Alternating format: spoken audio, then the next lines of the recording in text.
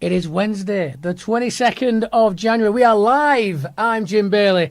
We've got Peter Johnson. We've got Chris Ider. Hello. This is Behind the White.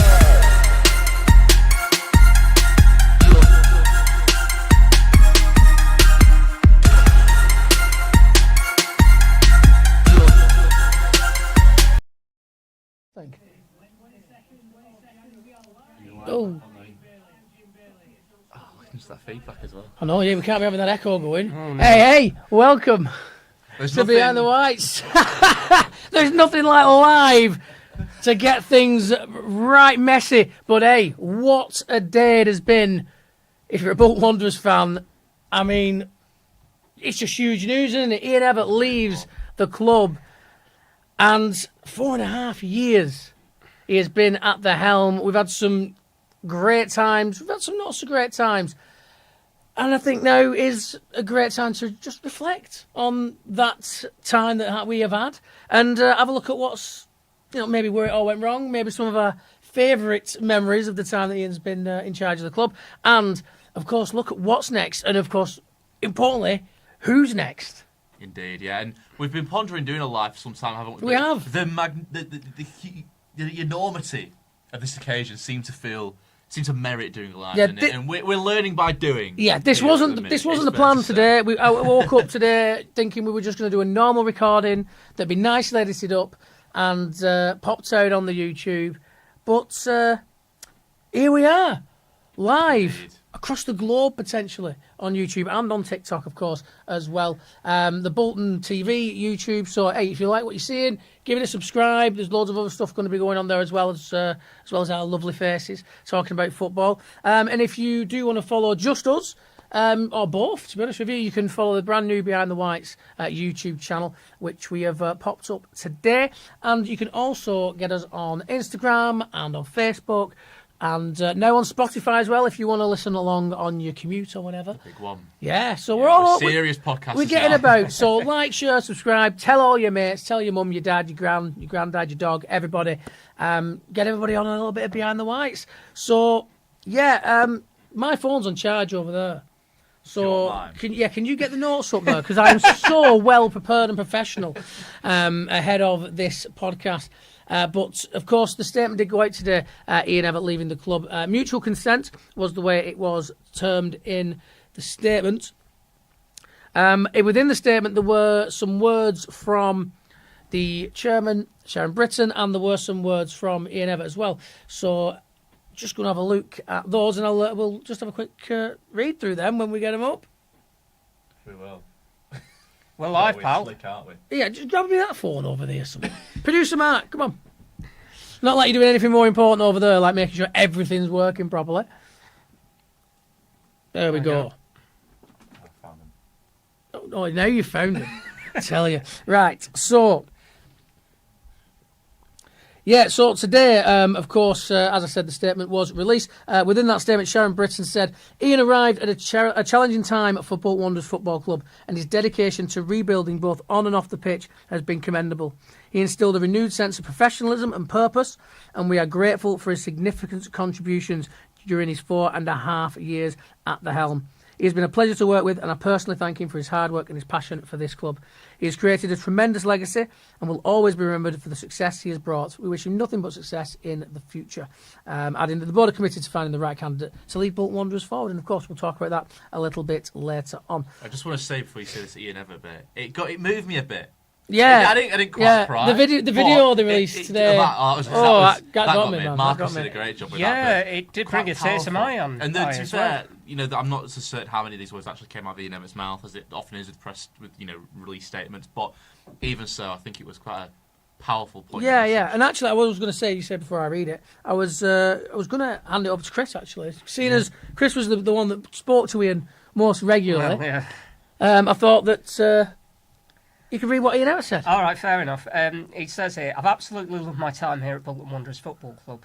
Working with Sharon and Nick has been a pleasure, and I've been superbly backed along the way by my team of staff and the players. There comes a point in football when a change needs to happen, and the last thing I want is to damage what we've all built together. I believe the club is well placed, still well placed, I should say, to achieve its goals this season. And I want to give the board and players the best chance of doing that. I am very grateful for everybody's support, and to be the manager of this wonderful football club has been the greatest honour of my career. To our fans, thank you for the support you've shown me and my staff. Together, we've created some very special memories, and I will always be a fan of this amazing football club. Yeah, there you go. Nice words from Ian there, without a shadow of a doubt. And I think he's right. We did create some great memories as a community, and that's where, of course, the mantra comes from. It was Ian Evatt's mantra they used at Barrow, the one town, one club, one community. And I feel that actually since Ian Evatt came in, and since it's been a joint effort with many different aspects of the club. Ian, the club itself, the community part of the club, but one's in the community, the fans, everybody. There's been such a growth and such a renewed vigour for the club, because I'm remembering the curtailed season, and we were at a point where we were struggling to fulfil fixtures, and it was all going wrong. And there was just such an apathy and such a disconnection between Bolton Wanderers Football Club and the people of Bolton. And that has completely changed now. Yeah, and I think that Ian had a lot to do with that. Yeah, I remember the very first, because it was that really nice lockdown summer we had, wasn't it? 2020. Oh, yeah. And Kicking back. I remember just being outside, soaking up the rays, and hearing that we were appointing this guy called Ian Evatt from Barrow. And all I knew about him was that Barrow had obviously just come up from the National League. Yeah. Oh, he's probably all right, but I didn't expect huge things from him. I was like, that's a proper League Two appointment, that. That was probably my first reaction. It was needed. That's very much indicative of a side that's just been relegated to League Two, appointing a manager who's just won the National League. And that was, I remember quite clearly, that was my first reaction. And it wasn't one of particular optimism. It was one of, that's that then. We'll see how he gets on. But obviously, during those 4.5, 5 years, he really has, probably arguably to about 12 months ago, been on a constant upward trajectory. And then it faltered towards the end of last season and ultimately clearly collapsed during this. But yeah, I hope history will remember him fondly, because for the majority of his tenure, I think he was absolutely bob on, wasn't he? And when you look at the progress, and as I say, the rate of progress and the trajectory that we went on, it's only really been the last 12 months of his 5-year reign where we've kind of plateaued and fallen away. And in the life and career of a football manager, and kind of the ups and downs of a football league club, and one that's been as unstable as ours at times in recent years, I think he had a fantastic innings, and yeah, I hope he'll be remembered fondly. And I know we all know lots of fans, don't we, who were very staunchly Evatt out and have been for quite some time. And even today, we're a little bit, taken, a little bit overwhelmed. It's kind of, we've got exactly what we want. Oh, what do we do now? Yeah, exactly. Yeah, and what I've noticed is in the people I've spoke to today has been that people that were out, said, I want him to go, and people that were on Ian Evatt's back. Now he's gone, a lot of people have completely calmed down and are very much like, he did a good job, and there's a recognition there. So I think that will, most certainly grow. And yeah, what were your kind of expectations when Ian Evatt was named? When he was named, back at the beginning. Right. I don't think I've ever told you this. I was there at Atherton Coles back in December 2019 because they ended up meeting each other. Coles and Barrow in the FA Trophy. That was the first time I saw Ian Evatt's team in the flesh. It was a game that ended 2-2. Whether or not it was the right outcome in the end, the one thing I remember was he had that look on his face of, we should have settled this tonight. We've got too much going on in the National League to have a replay at our place against a team that we should be beating, with all due respect to Atherton Collieries. And at the time, I remember thinking, this seems like the most logical appointment possible.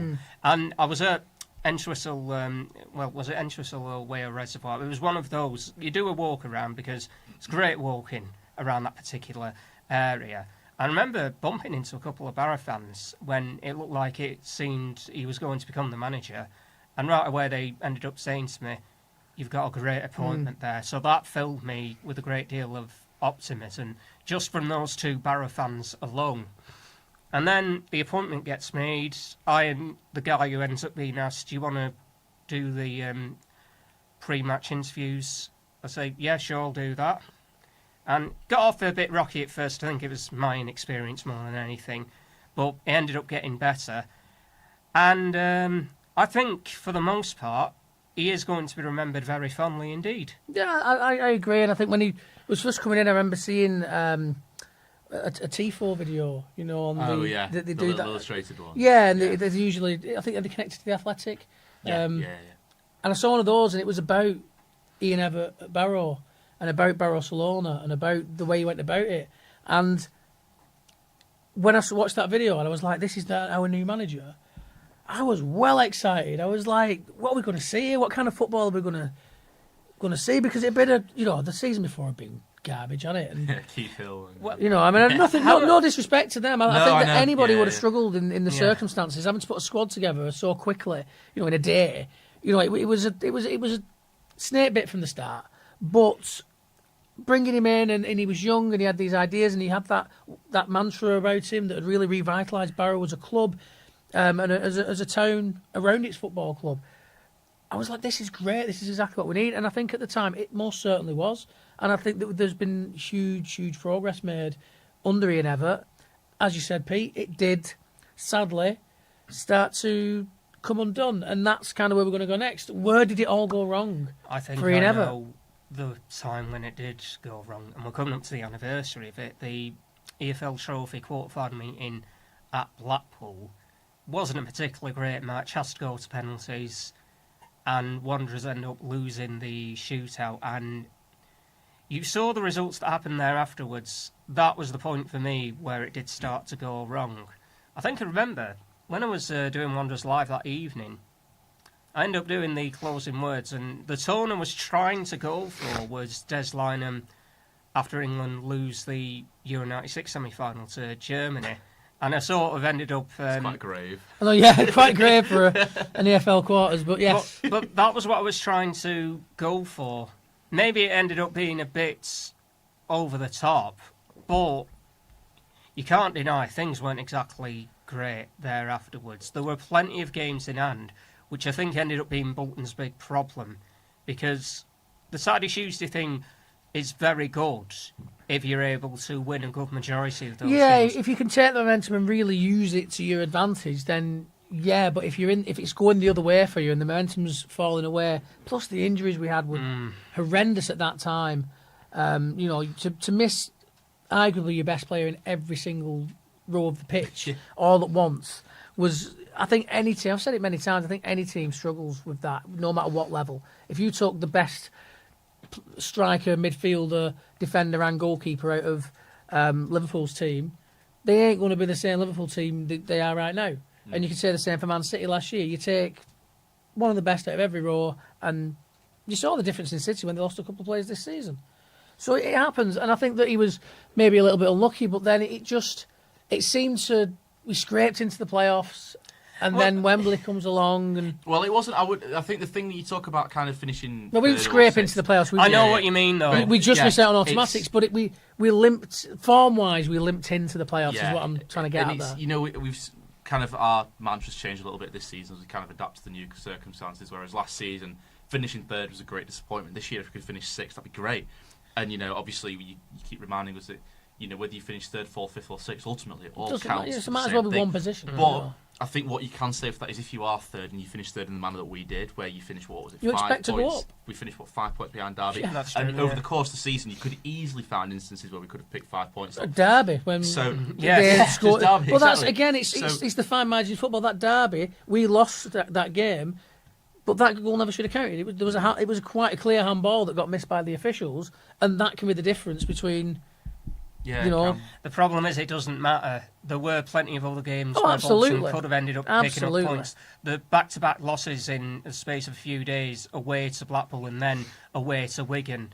There were those Wigan games, just far too many instances of games where they should have ended up picking up 3 points. Like that Wigan game, we should have had 3 points, not be coming away with nothing. We shouldn't have had a 1-0 loss because we've had chances in that game to put it to bed long before they scored the goal. I think back to the other matches that were either side of those. The 1-1 draw against Northampton Town, the 0-0 draw on Good Friday against Stevenage, the 2-2 draw against Shrewsbury, which I think was the last of the Tuesday fixtures. I don't mind telling you, I just felt burnt out by the time that match was done. It's kind of, we've still got 2 more matches left this season. Personally, if the season had ended there and then, I would have been absolutely fine with it. I just got so jaded by the time it came to its conclusion. And that whole thing of, they weren't exactly going in red hot into the playoffs, were they? No, you wouldn't have guessed it by the first leg victory away to Barnsley. No, it was a really good performance. But the problem was how it ended. In the final half hour, Barnsley could very easily have made it 2-2, and it would have made things dicier. As it was, Randall had that really good direct corner that restored the 2-goal cushion and made you think, well, that's it, 1 foot in the final. Yeah. Here we go. Yeah. And the opening 60 minutes and the return leg at the Tough Sheets, on the face of it, go according to plan because they're leading by 2-1. And then the partial collapse happens inside that last half hour. Barnsley end up winning it 3-2, but Bolton win on aggregate. And I think I've recounted this story before. I was not a happy man when we came out of the last ad break on Wanderers Live thinking, well, Bolton are in a final. But we've already won it. Yeah. Yeah, it was and I got that. I mean, and like I said, I think there was definitely people that went down there that night with like, look, if we get through, we're going on the pitch because it'll be fun. It is what it is. But yeah, it gave the wrong impression. I think the players enjoyed it too much, and maybe it gave the players a sense of we've done it. We've just slapped Oxford United a few weeks ago, so we should be there home and dry. And for all the problems that we had, and as you say, since it started unravelling at that, from your point of view, that Blackpool game or wherever you decide it would have unravelled, still 90 minutes from achieving the goals of being in the Championship, what would have been this season, and just I don't know what you say about that Wembley performance. I mean, I didn't know what to say about it on the day, and I don't know. Do you look at the manager? Do you look at the players? Do you look at everybody? I don't know exactly how you approach it because the manager that day sent them out the way we've been playing all season, the way we've been playing to get ourselves into the playoffs. It's just that Des Buckingham came out and was like, well, I've been studying the way you play. And you tore us apart last time, and that ain't happening again. So we're going to play completely differently. And we got out tacticked, out thought, outplayed. But at the same time, I just got the feeling that our players weren't there. You know what? They were all played within themselves, and it was like that the day the occasion had got to them or something, which baffled me after the fact that they'd done it. A lot of those players were in the final team at the Papa John's the year before, and I know that it's a different pressure, I know it's a different importance, but you've been to Wembley, you've had that day, you've had that experience, you know what's expected, you played on that pitch. They haven't. Not recently. For the most part. Yeah, some of them will have done, of course, but generally, Oxford United hadn't played at Wembley as recently as we had. We should have been mentally one step ahead, and it wasn't there. My thinking was, in the build-up to the final, I end up going over to the stadium and doing more interviews than normal. Everything about it just felt off, in that, whereas they were treating it like a very big occasion for the EFL Trophy final, for what it's worth, even Derek was there doing interviews that day alongside me. But it's just me by my lonesome. I didn't mind doing that. I just felt, well, it's just the way things are. And yet, I never got the feeling that they were treating it as serious as they were for the trophy final. I don't know why that was the case, but everything just felt wrong in the build-up. I told Haaland from Midweek Finalysis about an hour before the final how bad a mood I was in immediately after the second leg against Barnsley. And Pete, to your credit, you were trying to cheer me up on air going, Chris, we're at a Wembley final. What's to be concerned about? Yeah, you remember that much better than me, but what I do recall is the fact that I think it was over-celebrated, wasn't it, that semi-final? Yep. Yeah, absolutely. In hindsight, when we know how this season unfolded, you can maybe look back on that as a particularly significant moment, but you are right, it never felt right at the time, did it? No. And obviously it all unravelled since then. I remember telling a mate who works at this little venue on Belmont Road. He's a Bolton fan as well. He's called Matty. I remember saying to him, sometimes when something like a player final defeat happens, you never quite view either the team or the players the same way again. There's a before and an after. Now, theoretically, what could have happened is that Bolton could have been placed in every competition available. League One, the FA Cup, the League Cup, the EFL Trophy. They could have ended up winning every single one of those competitions in the course of the 24-25 season. And yet, you'd never quite view any one of them in the same light ever again. I think if we'd won the FA Cup and the League Cup this season, yeah, I think maybe. Yeah. I take your point. I think it's certainly within the context of this season. I agree. Well, we're not in the Championship, but we are in Europe, so Yeah. I think the context of this season. But yeah, I know what you're saying. I agree. Yeah. And I think that is a thing. I think that there are certain times when that can be a thing. I think had it been the other way around, had we have sneaked into the playoffs at the last, like Oxford did, and we'd have got to the final and not won it, I don't think it would have been the same, because the expectation wouldn't have been the same. But finishing third, the expectation was there of, we should have already done it. Now we've got to go and do it again, and we stumbled. Yeah, sorry, go on. Do you remember thinking about the Champions League final about 2019? And the consensus was, well, Liverpool were gravely disappointed by the fact that they didn't end up winning the Premier League title. They used that disappointment to go on and win the Champions League, the first trophy in more than 7 years, remember, and they end up going on to win the Super Cup and their first league title in 30 years off the back of that.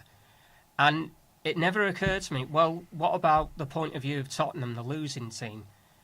Truthfully, they never recovered from that, and whatever relationship the fans might have had with Maurizio Pochettino, whatever relationship the players might have had with Pochettino, never recovered. Yeah, that's a good point. It culminated in him losing his job, fewer than 6 months after playing that final. Yeah, no, that's a very good point, and maybe there is an element of that to it. And of course, we if you look at some of the key players that we've had over the time, one of them was a huge key player for us for quite a while, Dion Charles.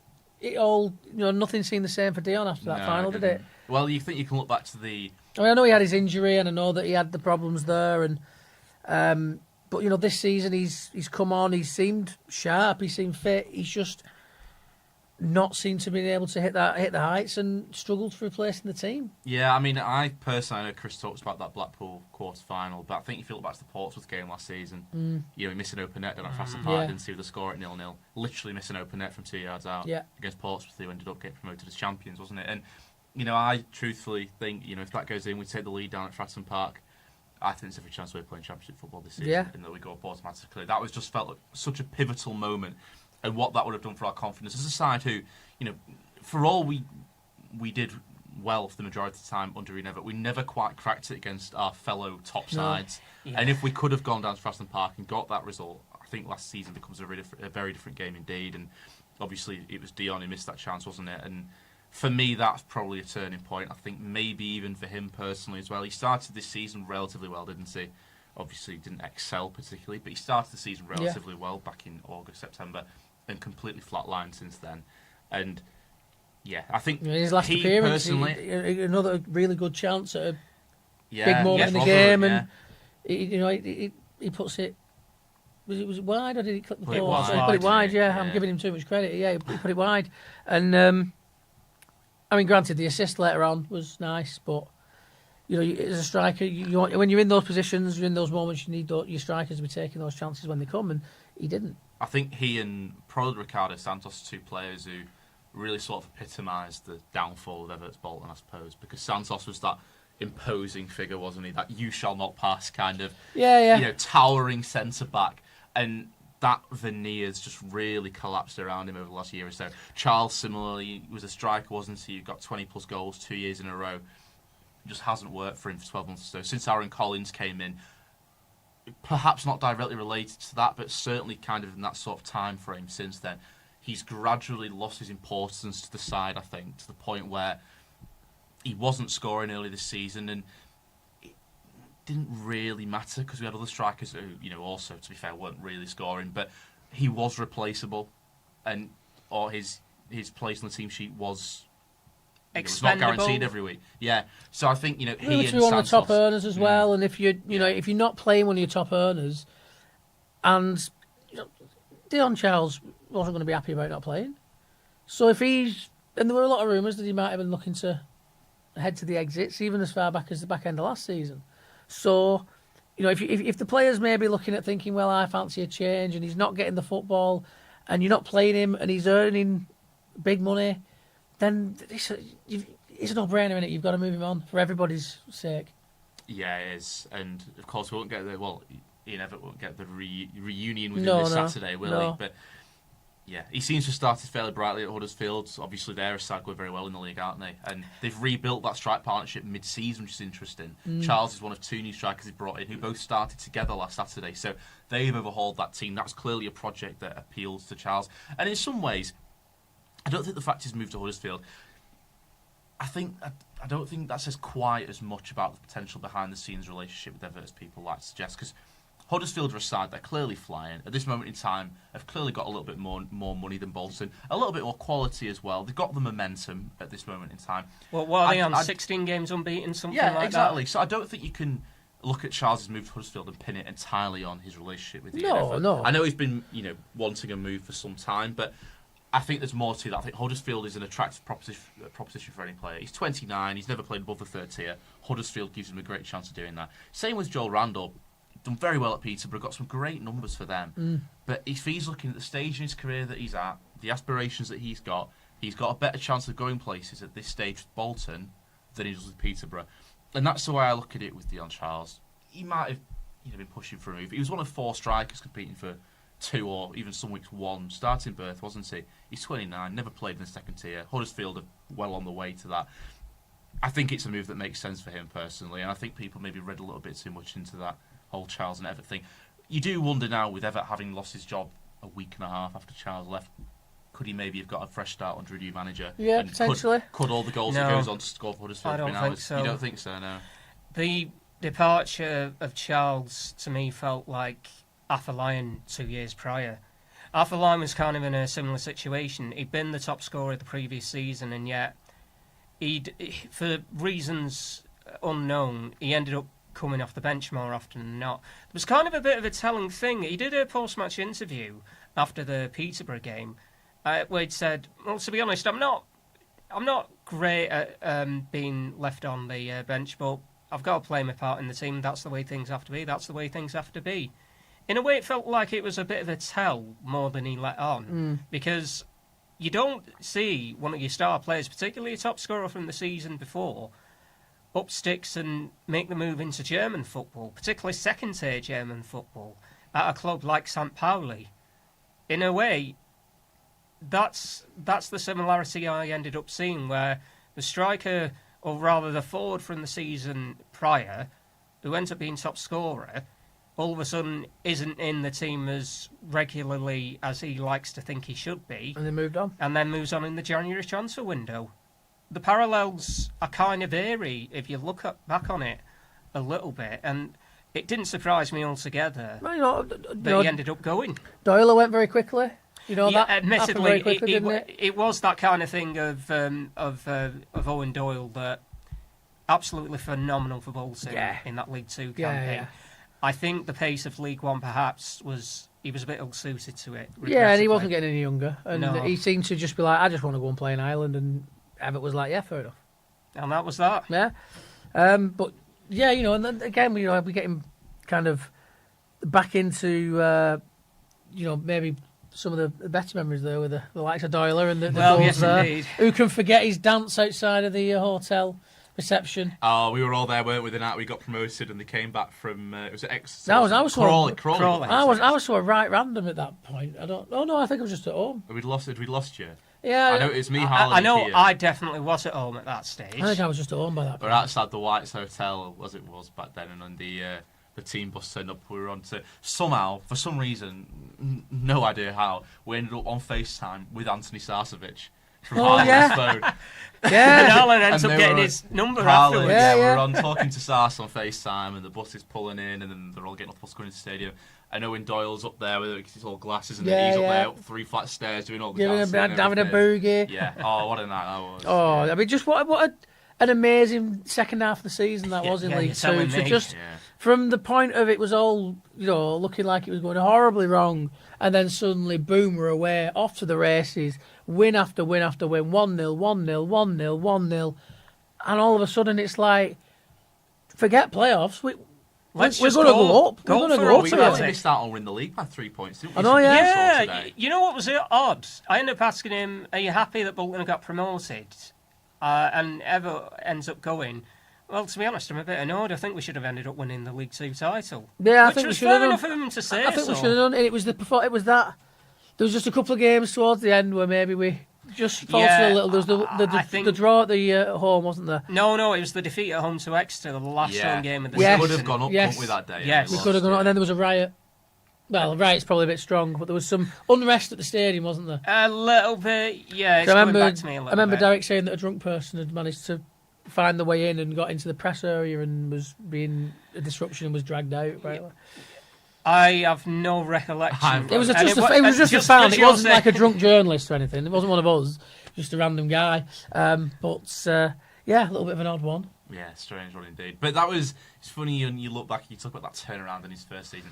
That set a pattern of seasons to come, wasn't it? Probably 3 of his 4 full seasons of absolutely nailing that January transfer Yeah, window. yeah. And that became a real staple, didn't it, of kind of Evert's Bolton. You think whatever happens first half of the season, we're going to kick on second half. If we win, if we get 3 points a game in the first half of the season, we'll get 4 points a game after Christmas. Yeah. It felt like that's whatever we do pre-Christmas. And I think that's we'll go why. and beat it after. I think I thought that was why they were kind of hanging on to see what Yeah. was going to happen in the January window, and well, obviously we've not got to that point, but what might have been. I think I can see on our little monitor here thing we've got a few comments coming in. Should we have a look at some of them? They're probably all horrible. Well, yeah, it's probably just slagging us off, but I try and read them, but I don't have my glasses on me, Yeah. so you're on your own. Producer Mark, can you chuck us out a few of the comments? Where are we going first? We're going on TikTok first. Yeah, TikTok first. So they're asking who you. Mintball is asking who your replacement would be. Oh, well, we're going to get onto that very, very shortly. Why don't we start with that? And we've got. Yeah, we'll go there next. Will we make the top 6?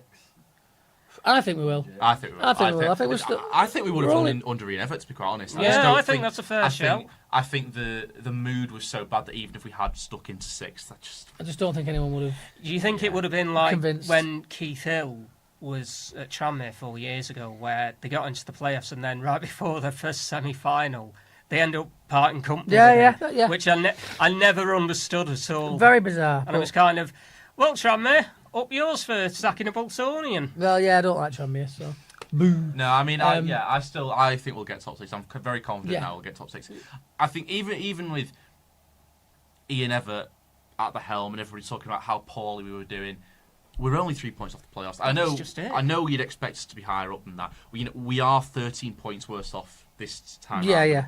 After 26 games, we've got 13. But we're fewer only points. 3 points off, Yeah. so. So it's clearly a marked, downgrade from last season. Yes. But ultimately, there is scope there for somebody. Maybe it wouldn't have been Ian Evatt, I don't know, but somebody else to come in and just add that extra little bit of impetus, inject an extra little bit of energy and confidence as well. I think is probably going to be quite important going forward. And yeah, I think we'll get top 6. What happens from there on in? I've We'll no see, idea. yeah. But I think we will. we're, Yeah. we're very much there or thereabouts. Yeah. Next. But Pete on Facebook, Pete Limerick says it shouldn't have taken so long. But what's important there is that we get the right man going forward. Absolutely. Did. Absolutely. Yeah, and I think they were at pains, weren't they, to say, particularly to you, Chris, Pete Oliver, when he spoke to the press officer before, he was very much at pains, wasn't he, to point out that it was a mutual agreement, which is often a line that's trotted out when a manager it leaves. is. But I do think in the case of Ian, but that probably was true. When he walked off last night, Yeah. he looked broken. He looked Yeah. just. He said he was devastated in the post-match press chat. He said that the way that we'd lost the game had devastated him, and you could see it all over him. He walked off so dejected. He had that little mouth off with the opposition player. It was didn't he? Lloyd Jones, wasn't it? Who Yeah. ended up scoring the first goal for Chelsea. And then the way he trudged off, I'm not surprised that he went in and he was just kind of like, I think for the good of everybody now, it's time. Because, I mean, it can't have been in any way pleasant to be just getting that abuse all the time, as it has been recently. And I think some of it did go a bit too far. I think a lot of it went too far. Yes, you can be annoyed with the football and the performances, but some of the stuff that was being said I just thought was silly, bringing up stuff that was nothing to do with the football, nothing to do with managing the football club. But that is, I suppose, modern life in the social media age, isn't it? It is, yeah. And he is a man of pride, clearly, and he would have wanted to leave on his own terms. Yeah. Probably on the back of a promotion or something at some point of success. That clearly wasn't going to be the case. But I think he still very much had the feeling that he wanted to leave on his own terms. And the way things were going, the opportunities for him to leave on his own terms were getting fewer and fewer. And I think if he wanted to be the person who made that call rather than Sharon and the board, last night could well have been his last chance to do it. Because if we go to Huddersfield on Saturday and get pasted or fail to win 3 games in the league, lose 3-0 to a Dion Charles hat-trick. It very quickly stops becoming Ian Evatt's choice at all. Yeah, no, I think last night his future was still just about in his own hands. Because on the back of the performance last night, that was for 80 minutes was probably the best we've played for a long time. And obviously it did all fall to pieces in the last 10 minutes. We lost the game, but there was a lot to take away from that performance tonight, I thought. And under normal circumstances, you take it on the chin. You think there's 80 minutes of good stuff to go there. 10 minutes towards the end where we need to work on it, tighten up a little bit at the back. A couple of set pieces, obviously we need to work on defending that a bit. And it's just another day at the office. Take it on the chin, you move on. But obviously with the context of the poor run that we were on and the pressure we was under, it didn't come across like that. It came across as yet another defeat in a game that we should have won. And that was the narrative. There were no positives taken from that last night. I agree. It was very much the end of the road. Yeah, it was his last chance to seize the initiative and say, I'm going. There was a point that was quite telling. It was in the 88th, 90th minute. The camera just cuts to him and he just ends up having a shake of the head. And for once I wasn't actually here, I was at home watching it on Wanderers TV, and I ended up saying out loud, game over. It just felt to me that that was the moment where he has that look on his face of knowing there is no more I can do here. Yeah. And because it's one thing losing and playing poorly, as we did against Rotherham, for example, and many other times, let's be honest. But to play well as we did last night and still manage to lose is such a kick in the teeth, because you can't. How dejecting must that? I mean, we know how dejecting it was because we all watched it as fans. To play well and still lose, and at that point, it probably is just time. Especially when you've been, performances have been disappointing. We've not been making all that many chances, and we go out there and we do all the things that we know we're capable of doing, and it seemed to be coming together, and then just all stumbled to pieces over that last period of the game. And I've seen chatter, and we talked about it in our group chats and things, and I think that there is a point that he should have made subs earlier. I think the players were looking visibly tired, but he obviously trusted the players he had out there. It is what it is, and we are where we are. But any more questions there before we move on to a little bit of a well, we're going to do who do we think's next first, aren't we? Yeah, we'll who switch do it you up. think's next? Yeah. We'll share some memories later on. We'll do our favourite Ian Evatt moments or whatever later on. But that goes on nicely because on TikTok we've got a couple of people saying Sean Dyche, Sam Allardyce. Sean Dyche hadn't featured in the bookies. No. Well, I looked at the latest odds just before we started. There were some a lot of the names you'd expected to see there, but there were some interesting ones as well, weren't there? Well, there's some that I'm like, ooh, and there's some that I'm like, no. Because when I was on This Is Bolton before talking about it and had the live bookies odds then, and Sam Allardyce was very much an outsider, but he has shot up during the course of the day. 4-1 now. This might be the only chance I really have of saying this. No. I can't see it happening, if I'm honest. I think that if Sam's going to come back, it would be, as he said fairly recently, as a director of football or in a more backroom role, a more... Yeah, director of football, upstairs, that's as they would as far call it. as it should go. But the people that are being mentioned, a lot of the people being mentioned are young managers that haven't got loads of experience.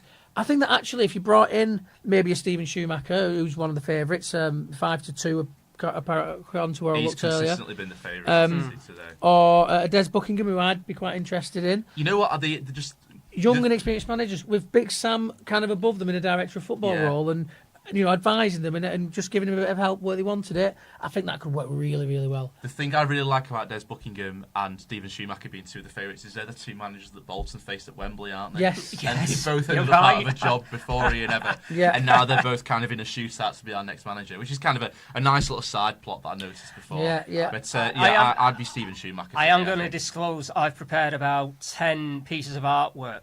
Yeah. You've been busy on Photoshop today. Yeah, I have, just on the off chance that any one of the 10 who I think might be in the frame, I'll try and rattle off the entirety if I can. Sam Allardyce, naturally, even though I 4-1. don't think that'll be the call in the end.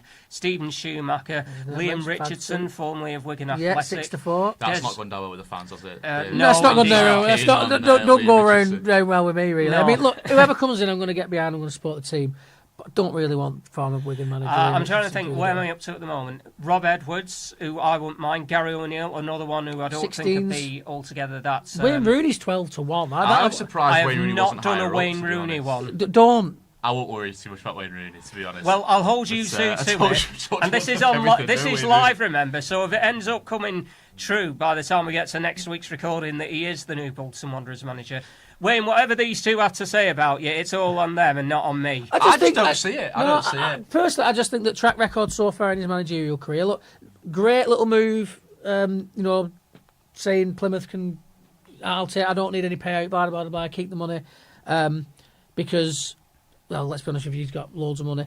He doesn't need it, but still, it's a classy move. He didn't have to do it, and it just shows that he is a football man.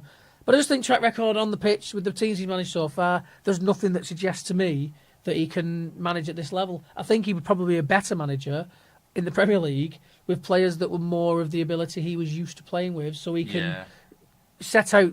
To be honest, he should go back to Everton as a coach. Well, it wouldn't surprise me. Would not surprise me at all under David Moyes. One of the options I do really like, and I'm not sure he's that realistic because he's probably got his stall set a little bit higher now, is Rob Edwards. It's similar to Mark Robbins a few weeks ago. I thought he would have been great, but again, probably has his stall set a little bit higher than mid-table in League One. I think when you look at what Rob Edwards did with Luton, his age as well, the way he had Luton playing for a lot of time, I think he's a very similar mould to Ian Evatt in a lot of ways, but I just think he conducts himself differently. He's got a different energy about him. He's got a very different persona about him, which I think is, in a lot of ways, what we need. We want a lot of Ian Evatt's ideas, but maybe conveyed in a slightly different way. So, for me, I think Rob Edwards would be a great choice. The reason I wouldn't necessarily say him is because I think he's always going to have one eye at another job a little bit higher up. I'm not sure his heart's going to be set on Bolton for long if a bigger job comes to call it. Yeah, I get that. I think Stephen Schumacher, for me, I think we know how brilliant he did with Plymouth, that Wembley game notwithstanding, thank goodness. But yeah, for me, he seems a very natural appointment. Yeah, no, I get that. Because I think it's mutually beneficial. I think it's mutually beneficial because I think a decent stint at Bolton for Stephen Schumacher could be equally as beneficial for him as it could be for us. Whereas I think if you look at a Rob Edwards or somebody like that, I think Bolton is possibly only ever going to be a placeholder. I get where you're coming from with that. Other names mentioned that have been in are all odds-wise, and of course that doesn't mean anything because you can, if suddenly a load of money goes on someone, their odds will shorten. That's just the way it is. I think that's what happened with Big Sam. If I'm honest, I think people got a bit giddy and were like, "Oh yeah, I'm sticking some money on Big Sam." Yeah. Richie Wellens mentioned he's at 10-1. Yeah, Richie's another one of those I've ended up doing. Ryan Lowell as well, for what it's worth. And Kevin Nolan. Yeah, Kevin Nolan. That picture of Kevin Nolan's great. He does look like a drunk uncle at a wedding. Just the smile on his face in that picture, beautiful. I think he's not drunk. Clearly, he's at training, but it just looks like that snap and at the back of it. Your uncle's like, "Way!" That's your opinion, is it? That's just that particular picture. It's caught in mid-laugh, and it's just got that image. Got a very friendly face. It was quite tricky finding a decent one. Coaching for. Well, that wasn't from his Notts County days because it's been quite a while. Yeah. About 6.5 years since he last managed. Yeah, you might as well get one of him pointing at his name and number on back in Wanderers shirt. Yeah, which it'd be fun, but it wouldn't really look all that professional in the context, would it? Elsewhere, Dean Holden. I mentioned, of course, former player. Not Dean Holdsworth. No, Dean Holden of broken leg fame, of course. Then later on went to Oldham Athletic and was he do some coaching at Oldham Athletic? Was he manager at Oldham for a little while? He was, in my head, he was manager at Shrewsbury. That does not sound right at all in my head, saying that out loud. So he was certainly captain of Oldham when he was there anyway, as a player. And Klaus-Dieter Wollitz. Klaus-Dieter Wollitz. There you go. I should have left that to you, shouldn't I? He was a late shooter, wasn't he, the rankings, wasn't he? He's currently at Energie Cottbus in the 3rd German division. They're on 40 points from 20 games, top of the league. Only just got promoted this season. They're on for back-to-back promotions. Playing a very interesting style of football, I've got to say. I think I caught them on one game when I was last in Germany playing, and I can't pretend that I watched them that closely because I never for a minute did I think I was watching the potential future Bolton Wanderers manager. 10-1 says I seem to remember the Valix might be the man. Yeah, Chris tells me that he's in his 3rd spell at the club. You've done a little bit more research on him than I have. Yeah, he's been there in his 3rd spell since about, June 2021. He's had a couple of spells elsewhere that have not really gone all that well. Basically, he was at FC Magdeburg, according to this. He was indeed. Former European Cup winners, yes. Cup champions, 51 years ago. But it is mostly at Energie where he has ended up thriving in terms of his coaching career. Anywhere else, and for one reason or another, it just never seems to click for him the way it does over in East Germany. Well, what do you think it is? Considering that we're not them, I think we should probably avoid him. What do you think it is that's made him shoot up as a potential Bolton manager? Well, one thing I have remembered is the fact that David Wagner's also been in contention. David Wagner's been mentioned because he's got a connection to Chris Markham. Yes, indeed he has. And from what I can gather, it seems as though that in some way Markham and Wollitz are in some way connected as well. Ah, okay. So that might end up working a little bit in Wollitz's favour. If Markham sticks around and the two of them end up working together, that might end up proving to be fruitful. If not, at least in a sense you can say, well, we gave it a go. But he is currently at a club. Yeah, so he is. Yeah, we have to pay a bit of compensation, so we'd have to open our wallets. Yeah, I mean, Hey! That's great, it's brilliant. Well, there's the view account plummeting. I've got to say, that is a terrible pun that I didn't see coming. Some of them you see coming over the horizon, but that caught me off guard a little bit. The only thing I got from him was Wollitz and Gromit. No! Oh, there you go. And now Has the he got a ball viewership has assistant? gone down. Or a dog assistant or something? We'll have to work on that.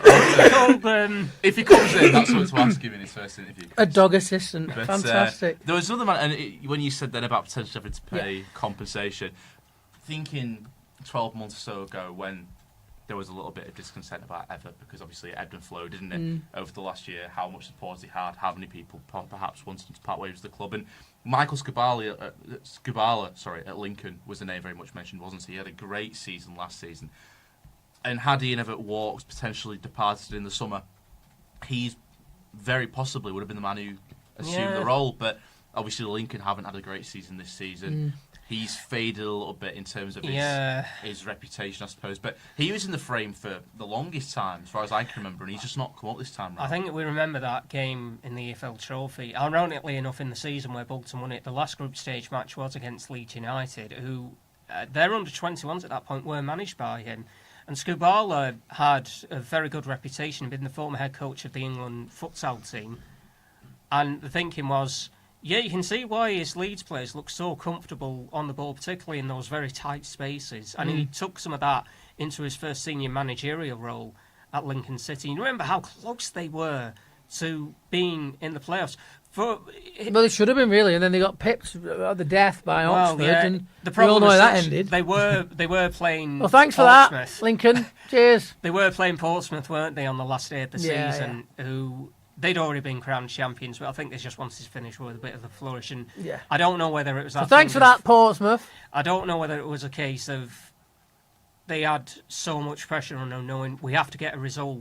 Otherwise, one of Oxford or Blackpool could end up pipping us to the post. And, well, sure enough, that's exactly what did end up happening. Oxford to be honest, don't put the blame on Portsmouth or Lincoln or Oxford. Put the blame on Barnsley for the fact that they were leading 1-0 against Northampton right up until the 95th minute, concede that equaliser, and that meant that for the second season in a row, Bolton would have to play Barnsley rather than play Oxford in the semi-final. Yeah.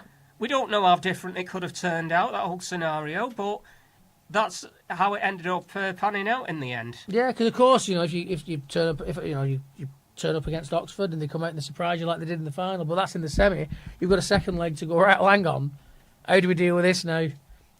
And you're 2-0 down at half time basically when you've got a full 90-minute game still to play. You crack on, you crack on, and you don't know what happens, and then you get to Wembley against Barnsley. Well, we know Barnsley it would definitely been a close game and really closely, tightly fought, but we had the ability to beat them because we got through them in the semis. So, well, maybe so, but who knows? Who knows what might have been? Questions, Marco? Not questions, but they're all just repeating mainly on TikTok. They're all just repeating. Most of them are saying Schumacher.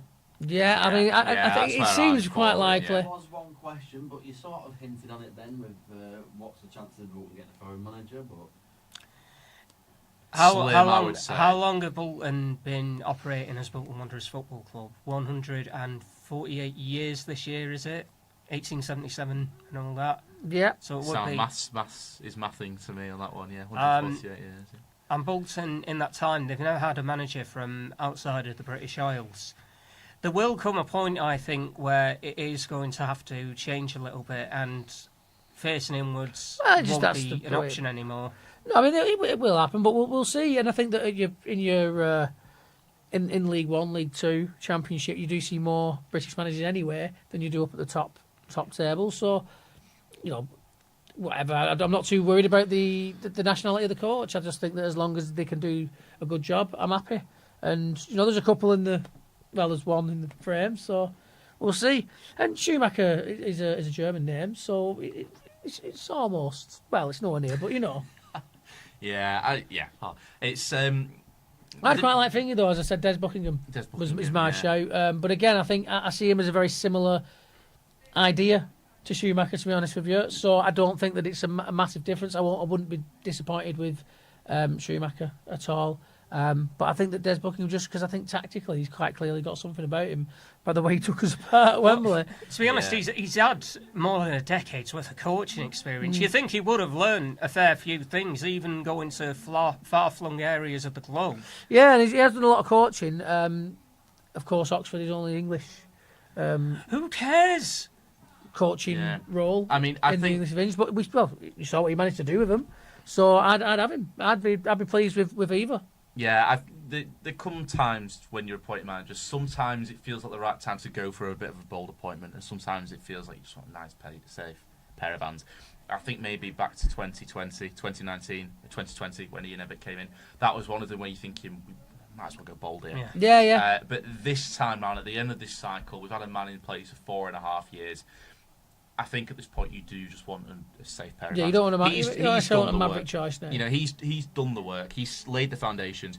You want somebody who'll just hopefully come in and take it further. Job. If you've been through a flurry of managers and none of them have been working, maybe you'd be prepared to go a bit more. Go for somebody, the manager of Energy, Cottbus or something.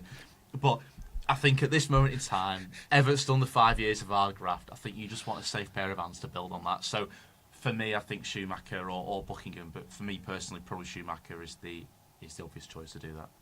Yeah, no, like I say, happy with both of those. So I suppose, well, we're going to talk about Huddersfield in a second. But just before we do, favourite memories of the Ian Evatt era. Chris, you want to start us off? It's a bizarre one, but it's not the trophy win itself; it's the semi-final. Accrington. Morley's goal, wasn't it? Yeah, it was. Some good memories of that? It was the time before that. It was that kind of. Well, they were down to 10 men in that game, weren't they, Accrington? Now, James Trafford, I do remember this very vividly, should have been sent off. He wasn't. It felt like fortune was smiling on Bolton that night. And you're thinking, might end up going to penalties. Then Kachunga, who in the trophy was always great for Bolton, as evidenced by the fact he started the final and ended up scoring. Yes, yeah. Much to the disbelief of those who thought he shouldn't be starting whatsoever. You ended up getting that wrong, didn't you? I love it. He'll never die. He'll never go away. Chris's little friendship with Elias Kachunga is one of my. It's brilliant. I love it. But when he ends up scoring that first goal, I end up going, in the studio just to do the social media stuff, and then the commentary comes through, and I have to come back in whilst you're doing that.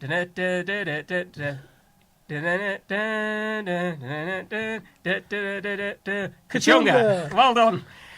And then we see the Morley goal.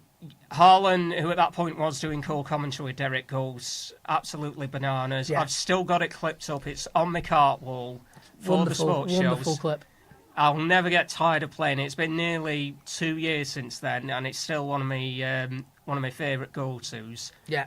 And it just felt at that point, that's it. They're going to make it to the final. And then what I thought was nice by the club afterwards, the morning after, and it was featured a little bit in the video, where he ends up paying tribute to them, and he ends up singling out Elias for the fact, you were absolutely immense tonight. I was going to say, I think that was his best bit of... I know we're not privy to a lot of what goes on behind the scenes, but to me, that was Ian Evatt's best bit of management. Yes. Yeah, in that 4.5 years. management-wise. That management with Kachunga after that semi-final, or just Kachunga in general, probably, because I say he was a player who was often maligned, didn't often get the rub of the green, but grafted his back off. He did, and he chipped in with some really important moments. And I think Ian Evatt, we saw that glimpse behind the scenes of how he obviously singled out Kachunga for praise in that particular night. I'm sure he singled him out on many other occasions previous to that to help him build his confidence, all that sort of stuff. You know, really helped to develop him as a Bolton player. And yeah, I think that was one of Evatt's biggest triumphs, that probably, with Kachunga that season. Bit of slapping chops that came back to haunt him. Yeah, Yes. He made him such a good player that he went and scored against him last week. But there you go. So what about you, Pete? What was your favourites? What's your highlights? I mean, it's very easy to say Wembley, isn't it? But I think the one game, because we're here so often doing this, watching the games here and talking about them on air, the one game that I actually went to as a fan in the last 18 months was the 7-0 against Exeter.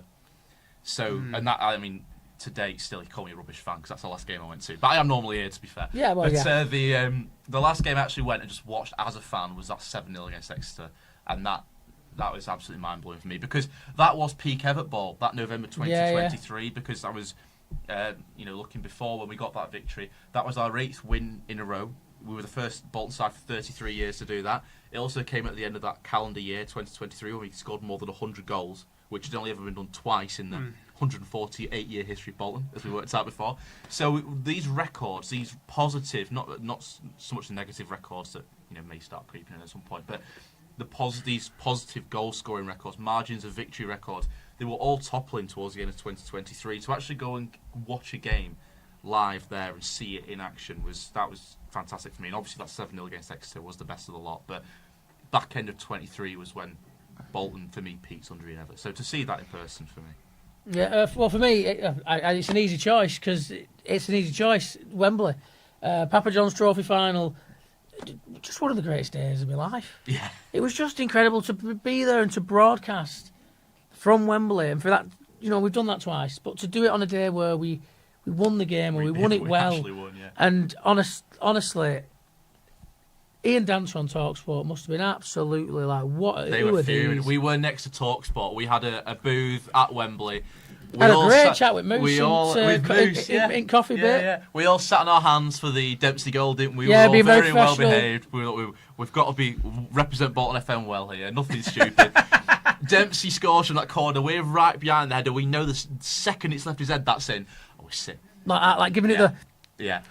Charles scores, 5 minutes later? Oh, Booling. 2-0 inside 2 minutes. We've gone. Oh, my gosh. TalkSport, Third one, I've ran across the Wembley press area to come back, because I'd nipped off for some more... For another slice of free pizza free and Papa John's as well. And a bottle of Coke. And as I got to nearly there, I saw I was breaking through, and I was like, oh, I've got to stop now and watch this. And I watched it from a little bit further up the concourse, and then just legged it back. And was just going, we were going crazy. So on the very off chance that Ian Dancer ever sees this, sorry about that. We were having the time of our lives, honestly. I know I'm kind of going over a bit, but the honourable mention of it's 6. The Sunderland game. Yes, it's Sunderland Day. 6. It is Sunderland Day next Wednesday. Oh yeah. Not that you counted. Oh yeah, I'm a little bit. There you go. But yeah, so there you go. Those were some of our highlights. Chuck some of yours in. We might mention them if we do a A follow-up? recap, a follow-up, something like that. The Ian Evatt era is over at Bolton Wanderers. 216 games, won 130 of them, lost 73, drew 58, a win percentage of a very respectable 49.81%. Third place promotion 2020-21 from the EFL League 2. The EFL Trophy, of course, 22-23. And some Manager of the Months in there as well to his name over the course of his tenure. How many is that? 1, 2, 3, 4, 5. 5 Manager of the Months there. One for during each his season. tenure. There you go. It's been emotional. Well, there you go. The Ian Evatt era is over, but what is next for Bolton Wanderers? Well, of course, in the immediacy, it is Huddersfield Town away from home. Julian Derby, Andy Taylor and Andrew Tutt will be stepping up to take interim charge of the Whites first team. So, provided we don't have a replacement by Saturday. Well, yeah, if we've not got a replacement in the door by Saturday, you never know, it might end up happening. it could, or we could end up with one of those situations where the new manager sat in the stand watching, which I never fully understand, but... No. It's often to do with work permits that I found out with the Southampton guy the other week. Oh, yeah. He hadn't quite got his work permit signed off. But if we've got an English manager, which I think we've concluded It looks that like we will, do, yeah. it shouldn't be an issue, I wouldn't have thought. But there you go. It's a little fun fact I learned. There you go. Of course, Dion Charles, his first appearance against his now former club of Bolton Wanderers. Home debut as well, lest we forget. The home debut. I can't help but notice your next bullet point. Got walloped last time against the... Yes, we did. Yes. Of course we did. I remember that one very vividly. 4-0 at home. I think it ended up saying to you dear. immediately after I'd finished doing Wanderers Live Extra Time, and you can catch that, by the way, every Saturday between 5 and 6 o'clock. Oh, except for this weekend, because it's an early Oh, one. it's an early kick, innit? Yeah, Yeah, don't forget. 12:30. 12:30 kick-off. It'll be an absolute express train for Wanderers Live, because we've got to squeeze it all into half an hour. Normally it is between 5 and 6 on a Saturday on Bolton FM, if you want to tune into that. I remember once that hour was done, it was probably one of the busiest ones I've ended up doing ever. Oh, yeah. I think I remember saying to you, Pete, this feels like the point of no return. As it turns out, We've had a few. But we I did... was about 3 months early. It turns out. We've had a few points of no return, haven't we, as it turns out. But there was just a feeling, wasn't there, of, oh my God, is that it? You know what? And then it wasn't, of course. I'm so glad that we weren't summoned on that Monday, because I ended up being... I don't know what happened. I was just ill. Something had happened on Sunday night where couldn't get any sleep. I was just devastatingly ill. I was fine the next day, but I'm so glad we weren't summoned for an emergency presser saying, he's done, put out, you're going to need to come for one last presser to have your say. That didn't end up being the case, fortunately, for me in particular. Well, as it happened, that Huddersfield defeat was actually the start of a really good run, wasn't it? And it could have been a turning point. I think we went 8 unbeaten in the league, which was then brought to an end by the 5-0 defeat to Stockport. Oh no, there was that 2-0 defeat away to Birmingham, which kind of, it split it up a little bit. You thought, well, only one defeat in what, 8 or 9 games, something like that. And it was against the big spenders of the league, Indeed. wasn't it? So. And we didn't play that badly against Birmingham, actually. No, we didn't. We were just beaten by a better team on the day, which is unsurprising because they spent ridiculous amounts of millions. Indeed, yeah. It is what it is. But yeah, so how do you think we're going to fare? I mean, I don't really know what to expect because, what do you do with interim managers in charge? As it seems like it probably will be. Do they just do the exact same, or do they? I mean, that's a huge dilemma, isn't it? Because I think the danger of doing the exact same thing is you play 5 at the back, you play 2 up top, you play the Ian Evatt style of football and end up going and winning against Huddersfield or something. That reflects on nobody except the players. Yeah, it reflects on them very badly. Yeah. So I think there's a danger to doing that. I think you accept that the 5 at the back era or prolonged wing-backs experiment era is maybe gone. Yeah. Do something a little bit different. Just put a 4 at the back. Maybe put Collins up front by himself, as we saw last night. 4-2-3-1. Yeah, probably that. Just I think mug up the midfield, stay solid. Let's just try and not.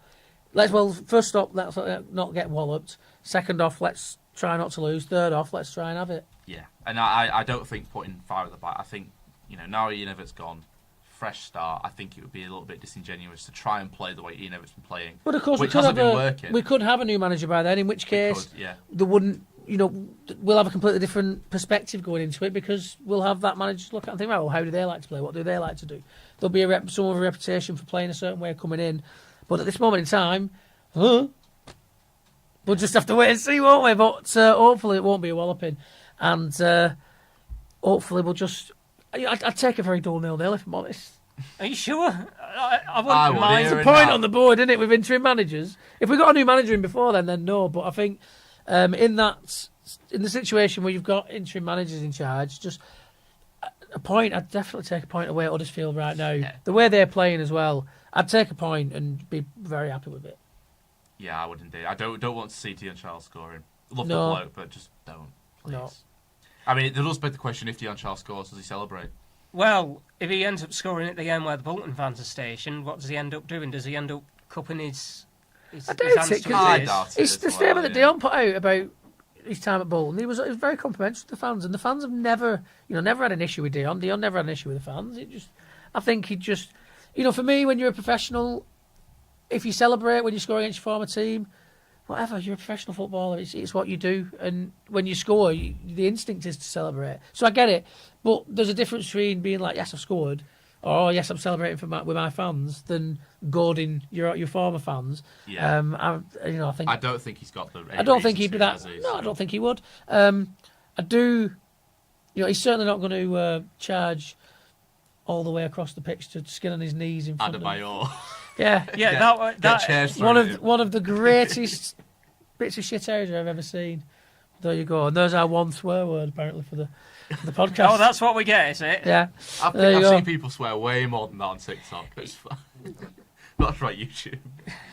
Be right. But there you go. So yeah, I don't really know what to expect, but I'd certainly take a point because Huddersfield looking good, and we got walloped last time, and as it looks, we might well be. Well, it looks like we're going to have Julian Darby, Andy Taylor, and Andrew Tuck taking the helm. So unless one of these men comes in. Klaus-Dieter Wollitz, maybe. Exactly. Yeah, we know he might have Wollitz by then. But there you go. We always like to have a look at every aspect of Bolton Wanderers as well. So we do like to have a look into the women, and we've got the shirt up here. Yes, indeed. There you go. It's me. You've not seen it before. This is the shirt the Bolton Wanderers women end up wearing. And they have been wearing it with pride for the simple matter that they can't lose. They can't fail to win. They're not even drawing. Battering everybody. You say battering. They did have to work quite hard to be Wigan Athletic ladies and girls in the cup. Who confusingly, as we learned last week, are not affiliated to Wigan Athletic. No, they're not. They have the same Wigan name. Athletic Women.